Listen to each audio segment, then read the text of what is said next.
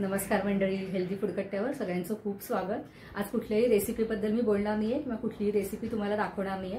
तर आज आपण बोलणार आहे प्रेग्नन्सीबद्दल किंवा प्री प्रेग्नन्सीबद्दल। आता प्री प्रेग्नन्सी म्हणजे काय, तर लग्न झाल्यानंतर तुम्ही बाळाचा विचार जेव्हा करता तर त्याच्यानंतर काय काय करायचं ते आपण बघूया। आता काय होतं, मुळात लग्नच इतकी उशिरा होतात। मी माझ्या अगदी तरुणपणी किंवा लहानपणी असं वाचलेलं होतं की 23 ते 29 हे प्रेग्नन्सीसाठी उत्तम वय असतं।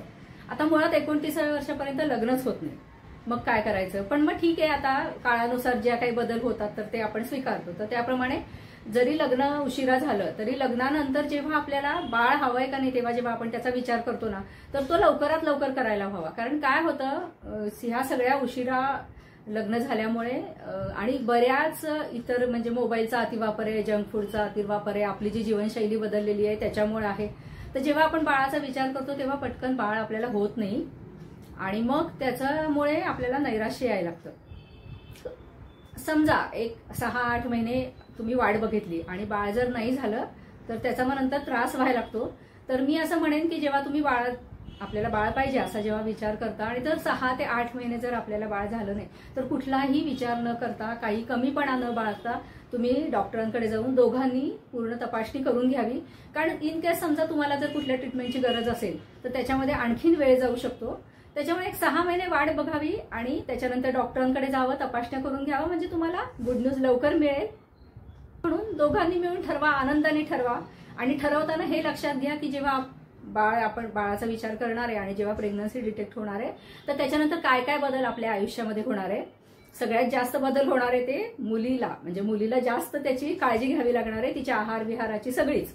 आणि इव्हन प्रेग्नन्सी नंतर, डिलिव्हरी नंतर सुद्धा मुलीच्या आयुष्यामध्ये खूप आमूलाग्र बदल होतो।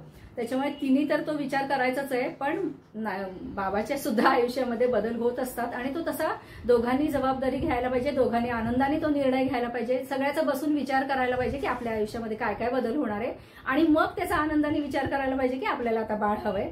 आणि मी जसं आधी म्हटलं ते तुम्हाला शक्य असेल तर लगेच डॉक्टरांकडे जाऊन सगळी तपासणी करून घ्या। म्हणजे काही किरकोळ जर काही दोष असतील दोघांमध्ये, म्हणजे मुलीमध्ये काही HB कमी असेल किंवा काय जे काय असेल ते, आता ते डॉक्टरांना जास्त माहिती, मी काही तज्ज्ञ नाहीये त्याच्यातली, पण डॉक्टरांकडे जर तुम्ही गेलात तर ते काही एक प्राथमिक तपासणी करून तुम्हाला सांगतील, त्याच्यासाठी काही औषधं देतील।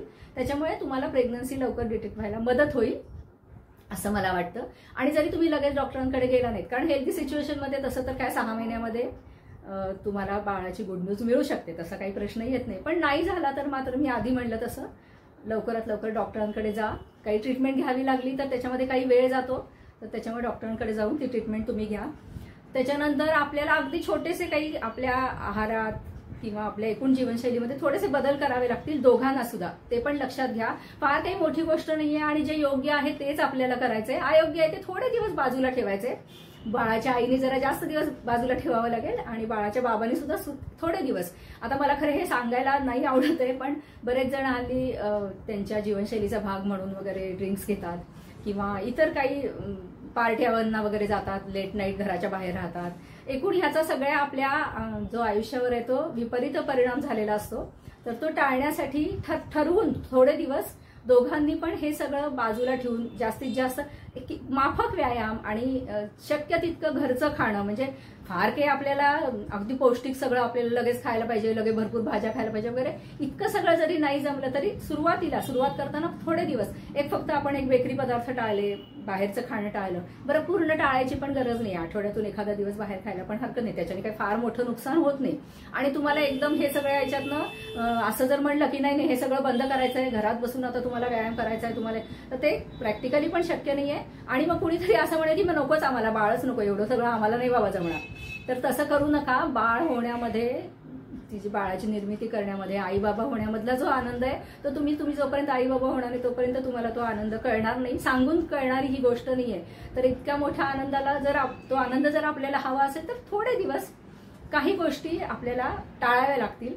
तर त्याच्यामध्ये मी जसं आधी सांगितलं तसं थोडासा व्यायाम, अगदी थोडासा व्यायाम, घरचं खाणं, हे थोडे दिवस जर केलं ना तर त्याचा नक्की प्रेग्नन्सी जेव्हा राहील तेव्हा त्याच्यानंतर सुद्धा डिलिव्हरीमध्ये त्याचा नक्की खूप फायदा होईल। त्याच्यासाठी तुम्ही डॉक्टरांची मदत घेऊ शकता। तुम्ही चान्स घ्यायचा विचार केलात की अंधश्रद्धा म्हणून नाही, पण एक मनाला शांतता लाभावी किंवा एक पॉझिटिव्ह वातावरण आपल्या घरामध्ये तयार व्हावं म्हणून तुम्हाला जे शक्य असेल ना, म्हणजे तुम्ही एखादा मेडिटेशनचा छोटासा कोर्स करू शकता किंवा काही म्हणजे ऑडिओवर आपण काही शांत अशी जी स्तोत्र असतात तर ती लावू शकतो थोडा वेळ संध्याकाळच्या वेळेला वगैरे असं, तर त्याचा पण नक्की चांगला उपयोग होतो. शांत होतं, आपलं मन शांत होतं आणि सकारात्मक आपण या सगळ्या गोष्टीचा विचार करायला लागतो. आणि समजा एवढं करून जर काही कारणाने प्रेग्नन्सीला उशीर झाला तर निराश व्हायचं काहीच कारण नाही किंवा त्याच्यामध्ये काही कमीपणा बाळगायचं सुद्धा कारण नाही. थोडं इकडे तिकडे होऊ शकतं, पुढं मागं होऊ शकतं. जसं मी आणि आधी म्हणाले की काय काय आपल्या आयुष्यात बदल होणार आहे त्याचा जेव्हा विचार करायचा आहे, तर मला खूप पूर्वीपासून असं वाटतं अगदी की जेव्हा बाळ जेव्हा होतं ना, तर त्या बाळाबरोबर त्याच्या आईनी एक 4 ते 5 वर्ष त्याच्याबरोबर राहायला पाहिजे. आता याच्यासाठी काय उपाय काढायचा तुम्ही विचार करा. कारण काय आहे, करिअर तर कुठली मुलगी आता सोडू शकत नाही आणि तिने सोडावं असं माझं म्हणणं पण नाहीये. आणि 3-4 वर्ष काही तिला घरी राहणं शक्य नाही, कारण तोपर्यंत बरेच बदल होतात आणि मग तिला परत जॉब मिळायला अडचण येऊ शकते. तर ते आपण बघतोच आहे सगळीकडे. तर याच्यासाठी सुद्धा ना काय आपण विचार करू शकतो, जर कुणाला सोल्युशन सापडलं तर तुम्ही नक्की ते सांगू शकता किंवा मांडू शकता कुठल्या कंपनीतनं वगैरे. मला असं वाटतं की ह्याच्यासाठी काही जर सवलती असतील तर त्या स्त्रीला मिळायला पाहिजे. नुसतीच डिलिव्हरीची रजा देऊन उपयोग नाही 6 महिने वगैरे, पण त्याच्यानंतर सुद्धा तिचा जास्तीत जास्त वेळ तिच्या बाळाबरोबर तिला घालवता यावा याच्यासाठी, आणि तिच्या करिअरमध्ये पण काही पुढे अडचणी येऊ नये याच्यासाठी जर काही करता आलं ना कुणाला, तर त्यांनी नक्की याचा विचार करावा. अर्थात ते कितपत शक्य आहे मला माहिती नाही, पण मला असं वाटतं की बाळ झाल्यानंतर खरं म्हणजे आई वडिलांनी जास्तीत जास्त वेळ बाळाला द्यायला पाहिजे, पण निदान आईने तरी द्यायला पाहिजे. मंडळी, मला जे वाटतं ते मी सहजपणे तुम्हाला सांगितलंय प्री प्रेग्नन्सी बद्दल. मला आपण प्री प्रेग्नन्सी बद्दल बोललोय. आता पुढच्या व्हिडिओमध्ये मी प्रेग्नन्सी नंतर काय काळजी घ्यायची आहार विहाराची एकूणच अगदी सोप्या शब्दामध्ये ते मी सांगण्याचा प्रयत्न करीन. धन्यवाद. आणि योग्य लोकांपर्यंत हा व्हिडिओ शेअर करा.